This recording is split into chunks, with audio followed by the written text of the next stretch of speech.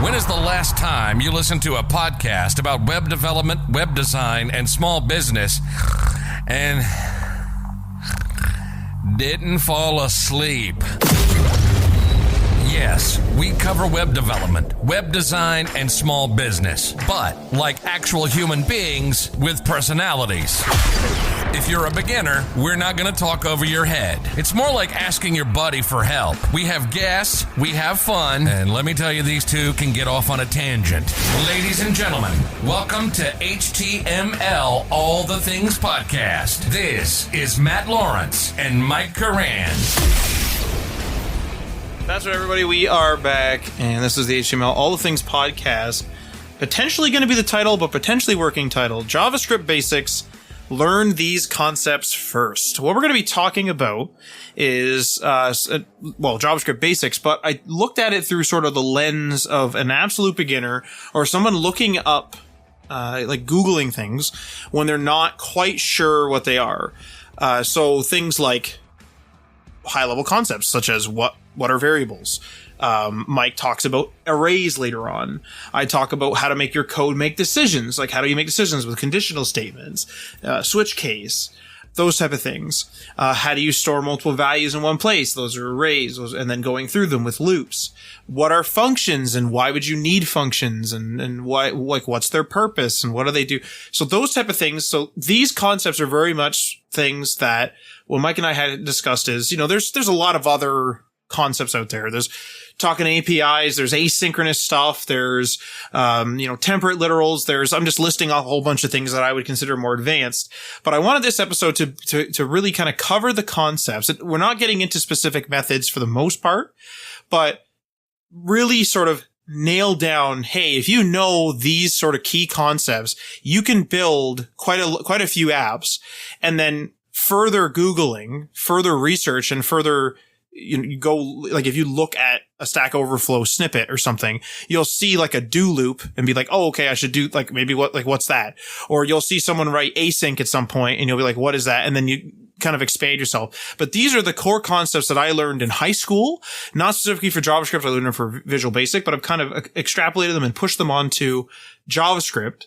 And so I hope it helps anyone out there that's sort of confused or is thinking about getting into programming potentially for the first time, where they're like, hey, what is JavaScript like? What is programming like? So if this sounds interesting to you and you want to support the show, you can go check us out on that Patreon, leave a review rating on your podcast app, join us in our Discord server, or share this with your friends.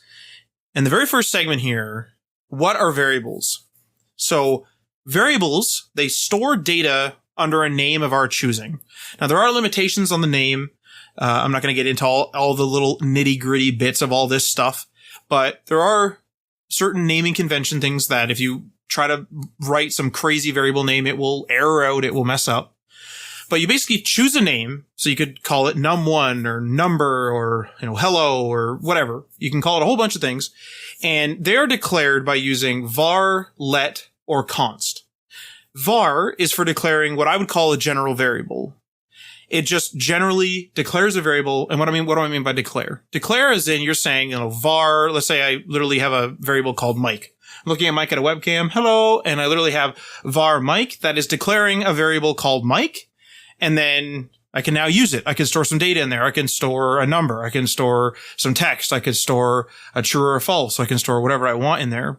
Not everything, and I guess not anything, but it's what we use to store data, things that are compatible with JavaScript. Kind of want to tackle the store data concept because that might confuse people as well. Mm-hmm. I'm thinking like, if I'm taking myself back to when I was learning programming or when I was learning anything to do with programming, I think storing data in my head would be like, hey, like saving it on my hard drive.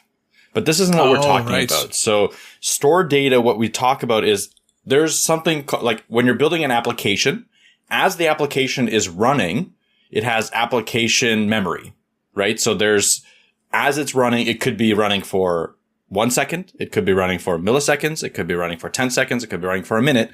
As it's running, you're storing data in a variable for the duration of its existence, the application's existence. Okay. So if you're going to a website and you're viewing that website, as you're viewing it, there's data being stored. And if you're interacting with it, that data can be changing.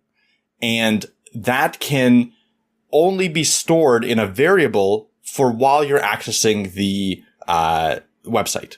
When you leave the website, when you close that tab and you come back, all that stuff needs to be restored and initiated and all that. This is what we're talking about in terms of data storage in variables. There are different ways where you can store data for longer periods of time, for when you come back to a tab, when you save something, when you access it from a different computer or a different phone. There's ways you can do that, but that's not going to be variables. That's going to be a completely different concept. We won't cover it in this episode, but as we go and create more advanced episodes in this method, where we discuss things very low level or very high level to make sure that everyone understands coming in, I think we'll cover these topics on how to do all different kinds of data storage. It's a good point, because I do remember learning what variables are in like data storage in high school. And it was kind of, well, it was well after I had learned a whole bunch at the time of QBasic commands. And at that point I was sort of like, why would I need to store data? It's like storing data for what reason? But now it's so second nature, it's almost hard to go back to those days. So it's a good thing you kind of brought attention to that. But there are two kind of three-ish types of variables we're going to be talking about. The first type is called global. And global can be accessed anywhere in the program. So you might have something that you want the entire program to know, such as the light or dark theme. The entire program should know that so that it can adjust its styles. The entire web page can adjust its styles. That would be something that you might want as a global variable. There's also one that is not as global. It's not accessed by the whole program, and it's called local. And these can be accessed only where it is declared. Now, usually it's within a function/function scope. And this is where this is where things are going to get a little wishy-washy. So there's global, there's local, but then there's also this other thing called block scope. And this was added in ES6, which is the latest version of JavaScript. And these variables can only be accessed within the curly braces in which it was declared. So for example, and we'll talk about this later, but if you had an if statement, which needs in its own syntax some curly braces, you could declare something within one of the if statements, and it would only be within that little block scope. So that I'm calling block scope, like just personally from my own understanding, sort of a subset of local, but it's just something to consider or something to note, because if you ever Google the theory on this stuff, or if you ever look this stuff up, there is a difference between global, local, and then there is also block scope. Before we jump into the next part here, I do want to bring up two more important variable, maybe subtypes or main types. I don't know. These can be both global and local. They're not like additional ones that are like part of this, but essentially variables in programming in general are one of two things. They can be changed or they can be constant. So that's another process that you have to understand in programming. A lot of times you'll see variables that are constants usually be like a long string of numbers or a declarative name or something like that. And in JavaScript, we have a const declaration of them. Matt mentioned that in the previous section where we have var, let, and const. Const is what you would use for something that is not going to change from one function to another, or when, as you're running a application, it's not going to change. It's going to remain the same. Whereas a variable that can change or will need to change, you can use something called let to declare it. So that will indicate to the web or to your compiler or whatever you're going to use, to know that, hey, this variable might change. So now whenever you change it, it will detect that change, and you can change it all you want as you go. So I think it's important to understand those two concepts of like being able to change a variable and not being able to change a variable. The reason, slightly just going deeper a little bit, the reason behind that is that a variable that doesn't need to change uses up less memory storage in your application because you don't have to account for that change. Okay. So when you're thinking about writing your code, just think about like default to, hey, this probably won't change. If it needs to change, then use let, then use a variable that can change, just to give you a little bit of perspective. Well, you and I also had a discussion earlier, and that is like, obviously there's your var, there's your let, there's your const. Now before, and I think it was maybe up till 2015, var was the thing that we all used. That was the thing that we, var meaning var, we were declaring a general, what I would call a general variable. And then you said, shortly after that time, you don't really use them anymore. And you've kind of replaced var with let. And then you also have const, which you just explained. Now, obviously, const can be used, like you're saying, about it saves memory, but it also for, quote unquote, security, meaning programming functionality security, in that you sometimes don't want a variable to be changed by something. Like another programmer might come in and they might try to change what your const value is. Can you kind of elaborate on that, in that, should you be using var anymore? Because if you look up, for example, just on W3 Schools even, it will say something along the lines of var is for, older programs. If you need to support older browsers, that's what you should be using. Whereas like let and const is what you should be using, and you should be using them based on their specific contexts. I would hesitate to ever use var again. Personally, I try to use let or const in all of my programming pretty much ever since they've been introduced. And realistically, like let and var are very similar. There are slight differences, especially in scoping. I don't have them right off the top of my head, and I don't want to get into the weeds for that. I don't think that's relevant in this kind of episode, but just know that let and var are the newer standards. And because of that, they are also the safer standards moving forward. So if you use var for a specific reason that where let does not work, then you might want to, instead of pushing it in there, you might want to look at refactoring a little bit to go into a newer format and using let instead. So that's where I am. I remember when it first started, I caught myself a few times using var because of the scoping issue that I was talking about. But I was like, I can just refactor this and reformat this. I can rewrite this to use let instead. And it's going to be a little bit cleaner and a little bit more modern and a little bit easier to read down the line when someone picks up my code, or if someone picks up my code later. There is also, I suppose, the angle of, what would you say? So let's just say someone is coming, like they're listening to this episode, but they're not coming from a complete newbie place, but they're coming from a dated place where maybe they use JavaScript, pre-fit 2015. Maybe they even used it, in 2010 or something. And like a while ago, or even before that, as I'm sure even you and I, Mike, have used it before that. If they're kind of thinking, okay, it seems simple, we're not using var anymore. Let's use const. Is it okay to use let just instead of var if in doubt, kind of thing? Like, is this something where if they don't want to be messing around with, because var is almost, this is going to sound weird, but var is almost so liberating in that you're kind of just declaring a general variable. You're firing it out there. You can set it. You can mess around with it. You can, do whatever. But then this const, it's a simple concept, but when a program starts becoming sort of a net of a bunch of functions, a bunch of methods going off, you might be like, hey, I need to set this really quick. And then it's a const. It's just kind of annoying. So is it safe? Would you say, is it okay to just, if you're from, the old, ES, like pre ES6, wherever you were, and you were using var, is it just safe to go, okay, I'm just going to replace all my vars with lets? Or should you be really granularly selecting let and const? Obviously, again, simple concept. It sounds like I'm making it sound serious, but it really depends, because like I said, there is a slight difference in scoping between let and var.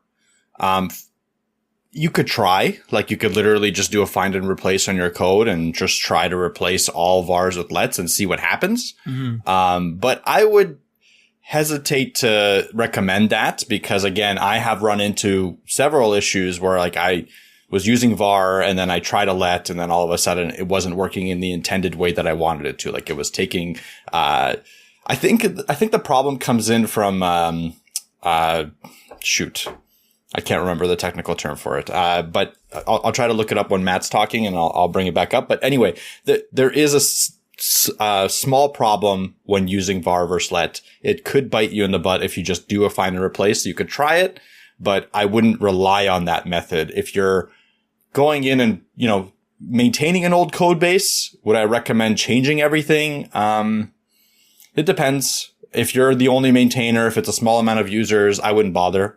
I would just continue maintaining it the way it is. If it's something that you're trying to pass off to a larger team, or you're sold or something like that, or you're part of a larger team that's maintaining an old code base, it might start making sense to put in refactoring and like maybe file by file replace them as you go. You know what I mean? Do it small increments at a time, just like with any refactoring, just like with any rewriting. You want to do it in smaller increments. Do it, test, do it, test, do it, test. But as a general rule of thumb, if it's something small, I wouldn't bother. Okay. Can you elaborate? Like, you did talk about the scoping differences, but can you elaborate on, so like we have these, what I'm going to call like the three scopes. You have your local, your global, your local, and then obviously your block scope, which I'm calling like sort of a subset of local. Like, what do people need to worry about these meshing with each other with let and const? Like, is this something that like you constantly need to be sort of aware of and constantly need to be messing with? Or is it like, are these just edge cases? Like, what is the... For let and const? Sorry? Yeah, because you were saying it's a scoping. Like, you were saying that it's a, like, there's a difference in scoping there. So like, what is the scoping difference in that? So the only difference in scoping is between let and var, right? Not between let and const. Let and const have the same scoping. So that, like you said, there's global scope and local scope. Let and const are both kind of locally scoped, where if they're declared within curly braces, you can use them whatever, even in children of those curly braces. But if they're declared outside of the curly braces, then they're globally scoped. var is a slightly different, and here I'm going to read this out and we'll see if we can interpret it. Variables declared by let are only available inside the block that they are defined. So that's what we were defining just now with the locally scoped, right? Whereas variables declared by var are available throughout the function in which they're declared. So if a var variable is declared, like let's say you have a function called function 1. Mm-hmm. Inside that function, you have an if statement. Okay.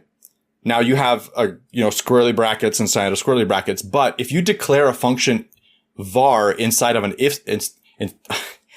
statement inside of a function, but you declare it with a var, it is now available. It is hoisted to the main function.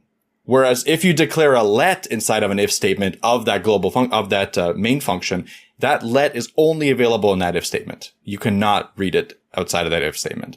So this is where the confusion, it can get a little bit confusing. You can have overwrites. You can have some weird instances where like logic doesn't make sense as you're moving to a new system where everything is locally scoped in block scope.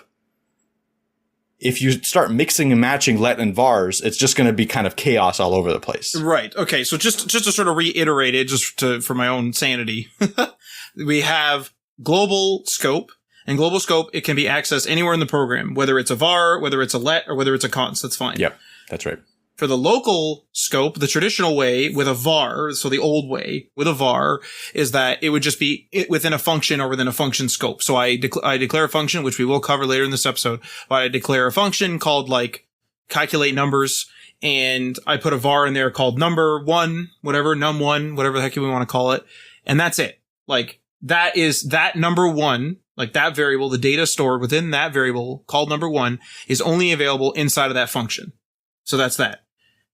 For block scope, which is an ES6 thing, things can only be accessed within the curly braces in which it was declared. So again, I'm kind of calling this a subset of local, meaning that if I had a function called calculate numbers, and inside of that function I had an if statement, a conditional statement that had some curly braces in it, just because that's a part of the conditional statement or an if else statements syntax.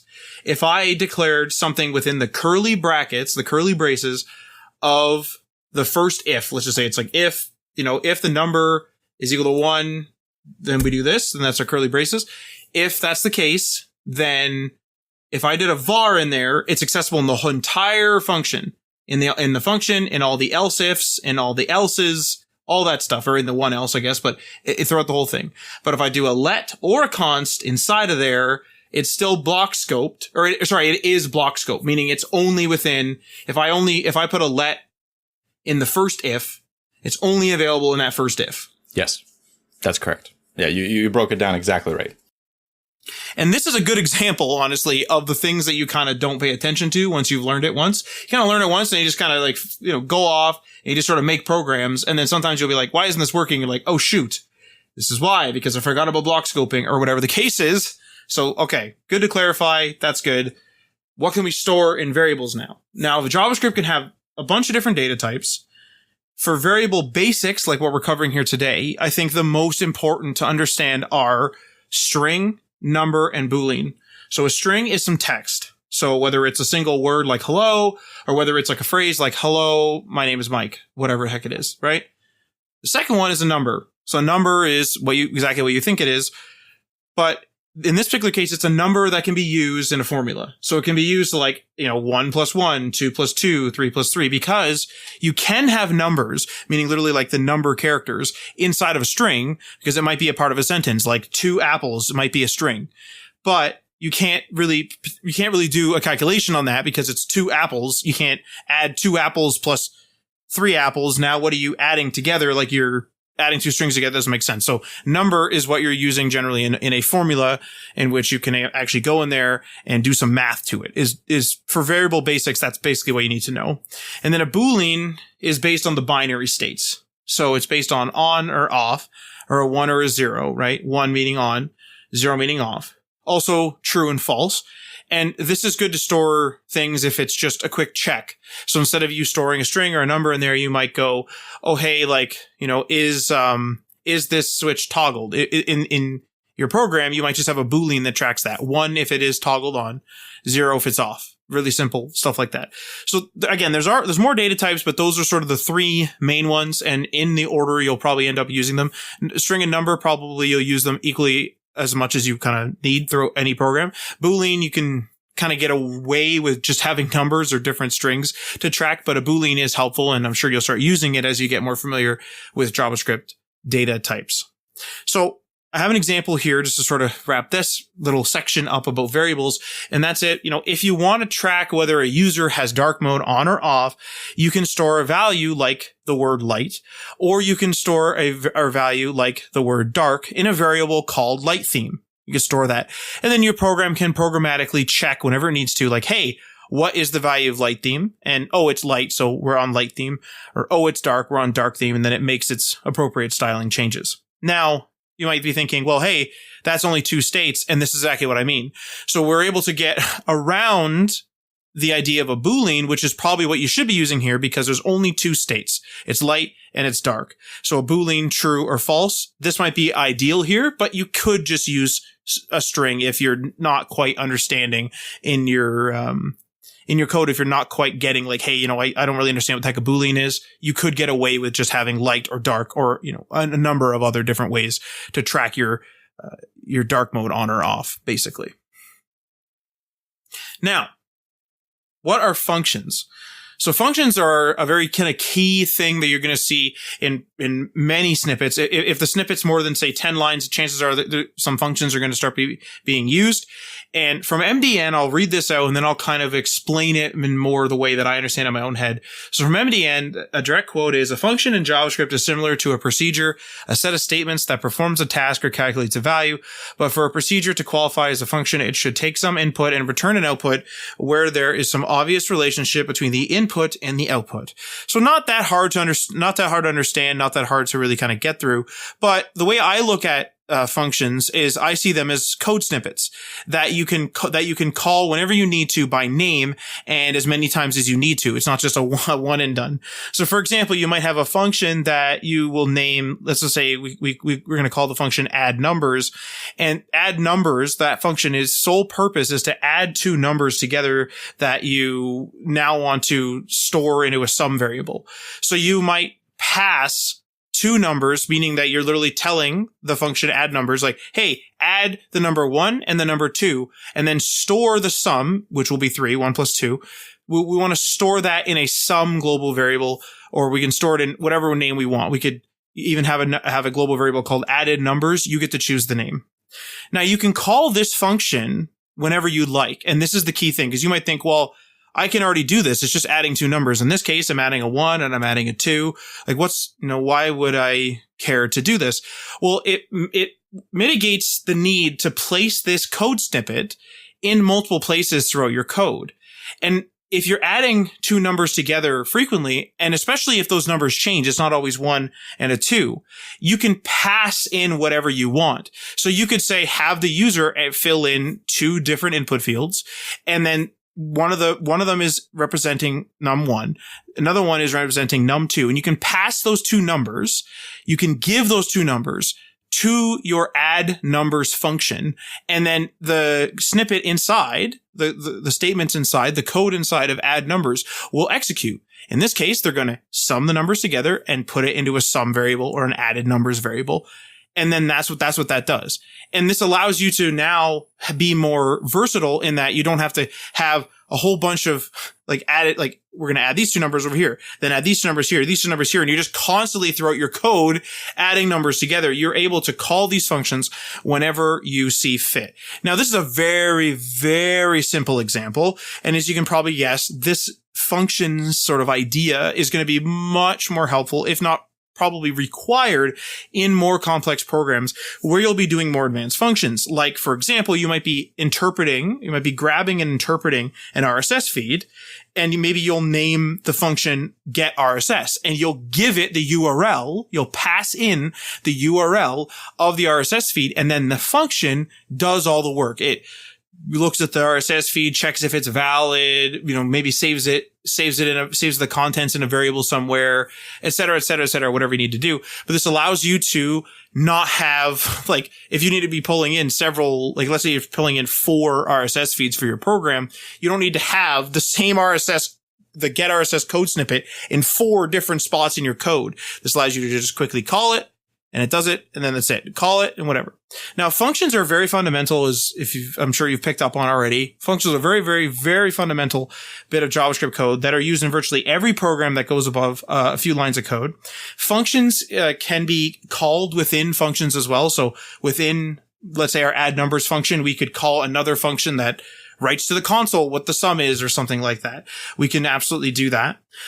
And so for example, to sort of, again, kind of cap this off, before we talk about that, I want to talk about returning values. So functions can be called within functions as well, and they can return the values that they calculate. So in this example, you might have a function called display sum. That's the name of our function, which styles and adds a div to your web page that contains the sum of two numbers. You can call the add numbers function from earlier within the display sum function, right? So now you call that, it does the calculation, and then it returns the sum back. And now your original function will then go in, and with that sum that it now has, it will then go and add the div, do all the styling, all that stuff to add to the page as you would see it. You don't need to have this thing just run really quick. You can have it run in functions, and you can keep calling these functions just as you need it. One function can call another, and they can return values to each other so they can work together. The add numbers function in this case is passing in the sum. It's returning the sum back to the display sum function, and then that's handling all the styles and all that type of stuff. I think before we just dive into the next example here, one thing I do want to mention, we're not going to talk about asynchronous JavaScript or anything like that in this episode, just because it's a little bit beyond the scope. But I do want to talk about how JavaScript runs functions and how JavaScript runs code in general. And essentially, when you're looking at your code, that's how you're seeing the code run. It's a little bit different from other programming languages. Some of them are a lot more parallel or a lot more asynchronous, where it runs differently depending on how you declare it. But just looking at pure JavaScript without any sort of async or promises or anything like that, it runs synchronously, which means one line after the other. So once one line finishes, it'll run the next line. Once another line finishes, it'll run the next line. And it's the same with functions. So if you run a function, then it'll run the entire function, including all the lines within that function, until once it's done that, it'll run the next part, the next function, or the next part of the code. So you just got to think about it from top to bottom. It makes it very easy to read JavaScript code when it's not convoluted with promises and async statements. And there was a reason why we kind of went back to that with something like async await JavaScript, where it allows you to do the same thing, even with statements that aren't supposed to run in synchronous form.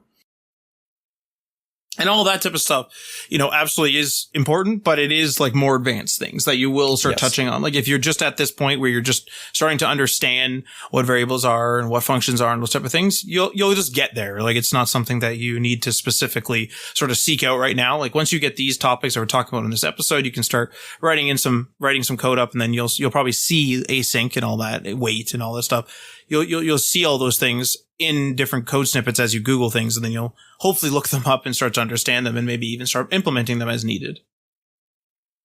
The next one here is, how do you make decisions in your code? So this is something that a lot of beginners are going to struggle with for sure. And it's, how do you, if something's going on, like how do I do something if it's this way? How do I do something if it's this way? How do you make your decision? How do you make some decisions inside of your code?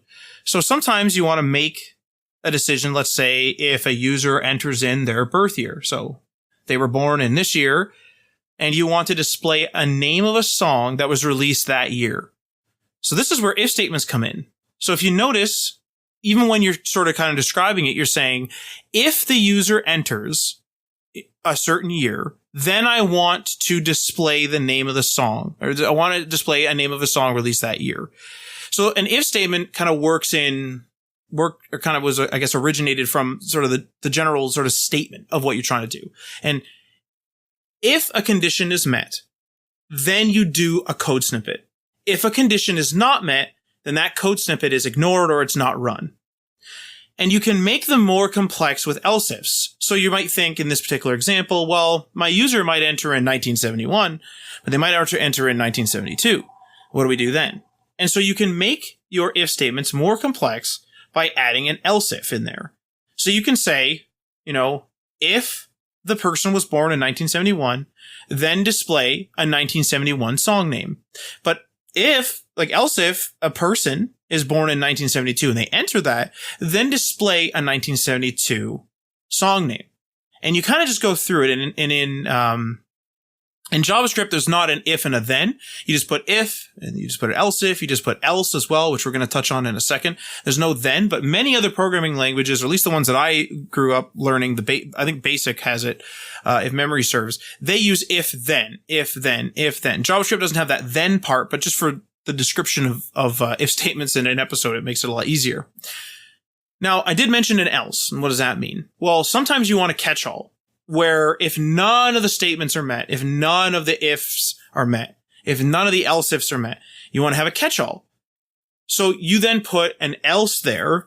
So then, and usually you'll write your else at the end of your conditional statement, and you'll say something like, you might state something on the page like, hey, we don't have any songs that were written that year in our records. This lets the user know, and this is a bit of a UX thing, but this lets the user know that there wasn't an error. They didn't just type in 1973 and no song displayed, and it was because the app is bugged out. You just might not have a song in your records that are based on that. And so that's a bit of a UX thing, but it also helps, and I'm sure 100,000 million other programs, whatever the heck out there, will use else for a million other things. But for our example, this is kind of the catch-all statement. Hey, you're not born in 1971, you're not born in 1972. So unfortunately, we only have two statements here. This is what you're going to see. Now, there's enough. Go ahead. Before we jump into to the other statement, I do want to talk about how you're comparing statements, right? Matt was saying if 1971, then do this. If 1972, then do that. Those are called comparators, and they're actually also a very key component in something like a conditional statement, if statement, right? Because you don't have to compare directly, if what you're putting in is exactly equal to 1971. You can also compare comparatively in the sense that is it greater than 1971? Is it less than 1971? Stuff like that. And that becomes really powerful when you're talking about something like age restriction. Let's bring that up as an example. If you do age restriction and you only do it based on direct comparisons, imagine how many if statements you would have to write. If people are living to 110 years old, every single year you'd have to write 1, 2, 3, 4, 5, 6, 7, all the way up to 110. You'd have 110 if statements. Okay. Whereas if you just do, hey, if this user, if whatever you entered, if you entered 19 and we're looking for 21, you can just say, well, if what user entered is greater than or equal to 21, then allow them in. If it's less than then don't allow them in. So that's 2 statements to cover all of those ages. Okay. So that's where the power of comparators with simple, like logical comparators of greater than or less than or equal to comes in. There's more comparators out there, like not. So if it's not equal to, I'm kind of blanking on the rest of them, but, or there's an or and an and comparator where like if this statement and this statement are equal, then the if statement is okay. And then there's like an or comparator if this statement or this statement are equal, or if this statement or this statement are true, one of them is true, then keep going. So there's multiple different ways and multiple different combinations you can use them to kind of limit the amount of code you need to write to do these conditional statements. Yeah, it's a good point. Like we're not covering these operators and these comparators, in this episode, but it's absolutely probably going to be the very next step. If you're just getting started, you listen to this episode, you understand these topics, you're gonna absolutely see comparators and other things within their code, and you're going to end up going and looking up and being like, oh, how do I add numbers together? How do I, check if one's smaller than the other? How do I check if one's greater than the other? Et cetera, et cetera. And it's absolutely true is it'll take the decision-making game to a whole new height because you're not just limited to like, oh, like if the number is this, if the number is that, because imagine in our example of a person entering a birth year, just for the sake of an audio show, we only have 2 cases, 1971, 1972. But imagine trying to fill in an entire thing of like 100 years or something like that. It's way too much, especially if like, let's say 50 of them, you're just going to say, hey, we don't have anything on record and you don't want to have a catch-all. Like it's going to be too much. So you can use comparators that way. Absolutely. And again, with more complex programs, you're going to end up using comparators all the time for that type of thing. There's an alternative to an if statement as well, and that is the switch statement, or what I used to call it, or what I was taught as originally in high school was called the switch case. So you might hear it be called that. And in my opinion, these are a little less human readable. Some people really like them. I don't really use them because I don't like the syntax. That's just my own thing. But I do find them specifically helpful. And I will use them when a user is selecting options in a drop-down list because the cases are already preset. So what is a switch case? Just to explain it. Basically, you give it an expression. So you say, check on the A variable for me. There's a variable named A. Check on the A variable for me. And in the case that A is 1, then do this. In the case that A is 3, do this. In the case that A is 17, do this. And then there's also, of course, a default statement as well, which is kind of like the else statement, which is your catch-all you can do as well. And it allows you to sort of pick and choose that. When you're in a drop-down menu, like I said, everything's preset. The user's not filling anything in. They're simply clicking a list and already doing it. So my cases are really simple. I'm just looking at the value that the user has set. I already know what that data is going to be. So I do that. For everything else, and maybe, Mike, you can correct me on this, for everything else, I use an if statement because I kind of just go to the if statement logically. That's just how I kind of go towards it. When I start writing, I'm like, oh, I need to quickly make it like a decision here. And so I just immediately start writing an if statement, whether that's right or wrong. I don't know which one's better, but switch statements or switch case statements, they might be called, are still valid, of course. And, you can use, either ifs or switch statements as you need or as you prefer. Yeah, they can mostly be used interchangeably. I lean heavily towards if statements as well, just because I think they're more human readable, like Matt said. But where I see switch cases used a lot in JavaScript is if you're coming from a language that supports state machines, where like essentially based on what's happening on the screen right now, like in the UI, the state of your application changes. So like if you're an admin, you have different UI. If you're just a regular user, you have different UI. If you're not logged in, you have different UI or like different statements.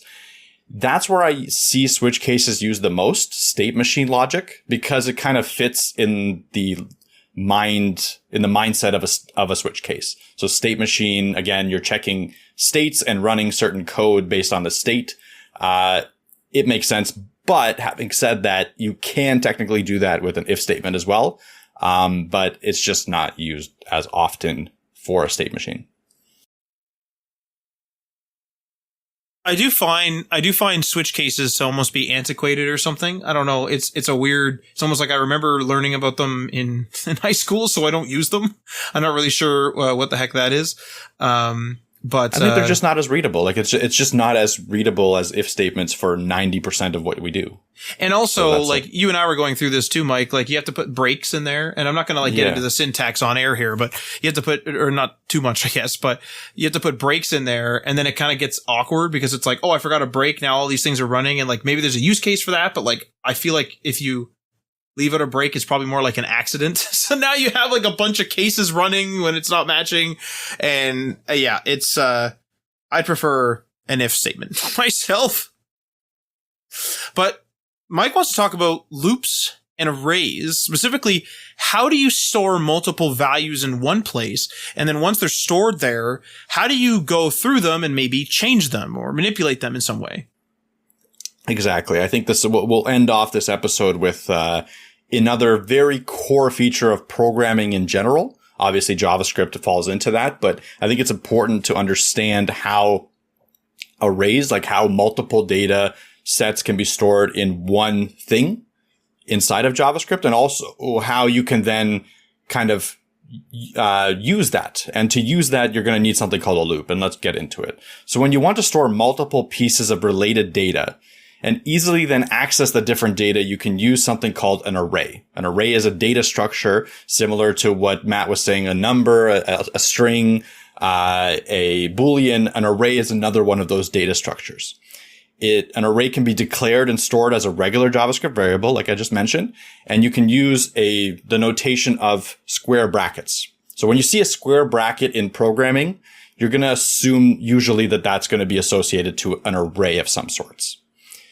Imagine you want to list all the years that a person can be born, right? So like, let's say you're doing like a drop down menu for selecting a user's age. Okay. So there's 19, like, I don't know what the age range right now is, but let's say it's like 1920 to 2000 and, 2023, right? So the whole scope.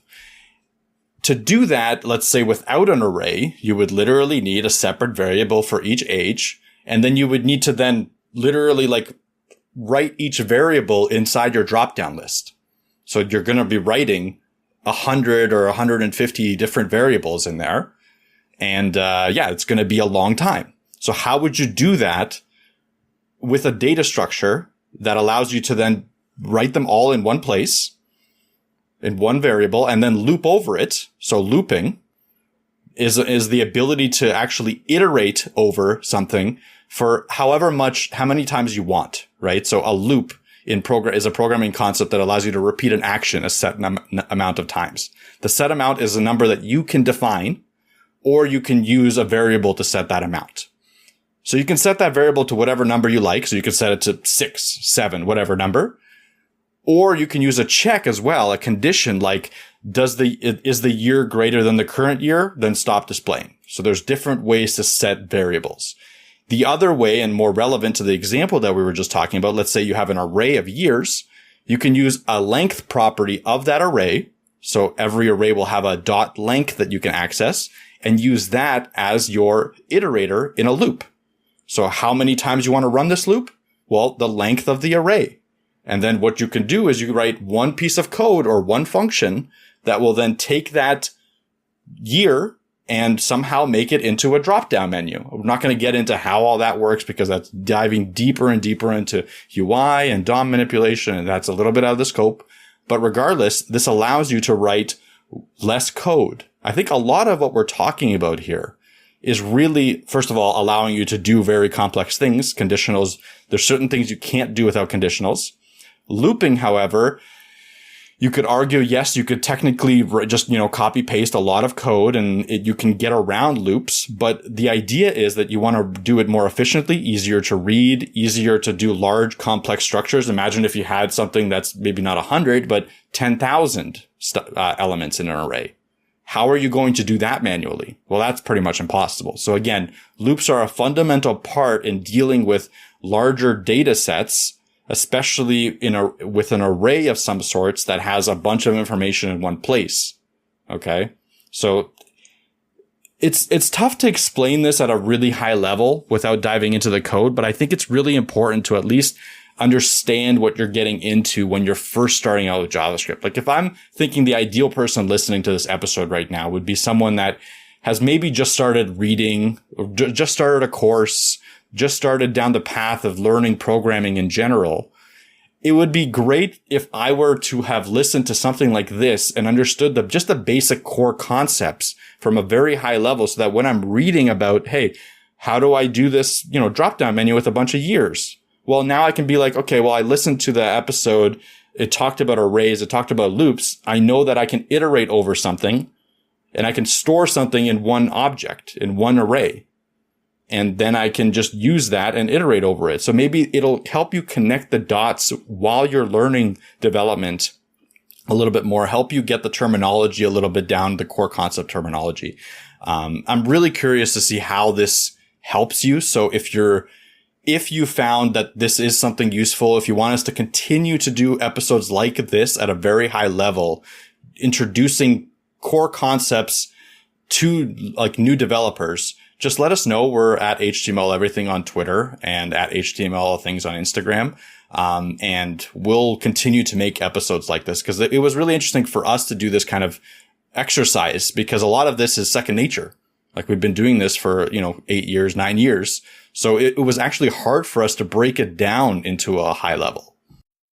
Well, especially the scoping, because like the scoping, like we mentioned, like the like global, local, and then I think there's like the block, I think is what they call it now. Like the block is new, and we just sort of went from knowing global and local, and then this other one kind of got tacked on. And we're like, okay, cool. And kind of just kept carrying on. And it's almost like little things like that. Sometimes you almost have to go back to school a little bit. You have to like read up a little bit of theory. And it's like, we just didn't do that because it was only a little thing that was added. I'm sure some people's programs, it's, crazy useful, but for the stuff that I work on anyway, it's just something that I just sort of like was like, okay, cool. And I just kind of kept going on. And when I finally like kind of went through this episode, it was like, oh, okay, yeah, like this is going to be confusing. Like loops, for example, like this is kind of why we ended on loops and arrays, is because 100% people are going to get around. Absolute beginners are going to get around loops and arrays, and they're going to do so by having more than likely a whole bunch of global variables, num1, num2, num3, num4, num5, num6. And then eventually it's going to become so cumbersome that they're going to be like, can I just store this in one spot? And that's your array. But then it's like, now I can't in my conditional statement look up num1. If num1 is equal to this, if num2 is equal to this, if num3 is equal to this, now I can't do that. Is that bad? What do I do? Okay, well, I need to loop, or I need to flip through my array. It's almost like flipping through, maybe this is a bad analogy now because no one uses these anymore, but it's almost like flipping through a Rolodex, where you just like flip through, where all your addresses are on this one circular Rolodex, and you're flipping through the addresses and the business cards that are attached to it. That's effectively what you're doing in an array. A Rolodex is an array, and you're looping through it by flipping through it, is how I envision it myself. And looping, and I'll say this, like this is like a little tip for myself, is this looping and arrays can get really confusing in terms of like you trying to visualize what's going on. I would just console log the crap out of everything. That's what I do personally. Like even to this day, like I'll save a bunch of data in local storage or whatever, and it'll have like a whole bunch of data in there. It'll be like an array, and it'll have a whole bunch of data. It's not just numbers. And I'm like, man, like I just need a bit of a visual aid while I work on this, because I'm so kind of close to this array, so close to like looping through this. And so I will console log out the array just so I can see it in the console log, so that if I'm going through, I'm like, oh, okay, yep, it's the third one or whatever. Oh, it's the fourth data. Oh, this is actually going in the incorrect order, those type of things. So I would say arrays and loops is when things start becoming a little bit hard to visualize. I don't know what you think, Mike, but with ifs and if statements, it's very much like how you say the words, like if this, then that, if this, then that, else this, it's very kind of close, and that's what it's inspired by. But the loops and the arrays are very sort of where things get programmatic. Variables too, but variables are kind of an easy concept that you can get pretty quick. But this is kind of, at least for me, where I started being like, okay, I got to study a bit. Especially in high school. It's like, I don't really know what's going on here. I know an array I could store a bunch of stuff in, but like, How do I go through it? Okay, there's this loop thing. Well, the syntax is kind of weird. Okay, I got to kind of remember this. And then, oh, there's more than just for loops. Okay, there's something here. And then the list goes on and the list goes on. But I think that concludes this episode. It was fun kind of going back almost down memory lane for Mike and I. Unless you have anything else to add, Mike, I think we can run the old conclusion. Runner up. All right, well, we are on Patreon. If you want to support the show, you want to support episodes like this, that is patreon.com/HTML all the things. And many thanks to our $3 tier patrons, Ryan Gatchell from Blue Black Digital on blueblackdigital.com, Tim from The Web Hacker on thewebhacker.com, Babe # 9blockmedia, 9blockmedia.com, Jason from Geek Life Radio via geekliferadio.com, Michael Curie from MC Web Studio via mcwebstudio.ca, Magnus from YesWeb via yesweb.se, Jeff from Twitter via @TheJeffMcHale, Fire and Season via fireandseason.com, Gunnar Burnett via gunnerburnett.com, Watoto Coding via watotocoding.com, and Garrett Segal. Hopefully I'm saying that correctly. For the last, he's a new patron, so hopefully I'm saying that correctly. If I'm not, please correct me. You know where to message me. And this outro will sign us off. You've been listening to HTML All the Things Podcast. Web development, web design, and small business. We hope you've gotten some useful and practical information from this show. And we hope you appreciate that we talk to you like human beings. And we hope you had some fun. We'll be back soon. But in the meantime, hit us up on social media. On Facebook, Instagram, and Patreon at HTML All the Things. And on Twitter at HTML Everything. Until next time, this is HTML All the Things, signing off.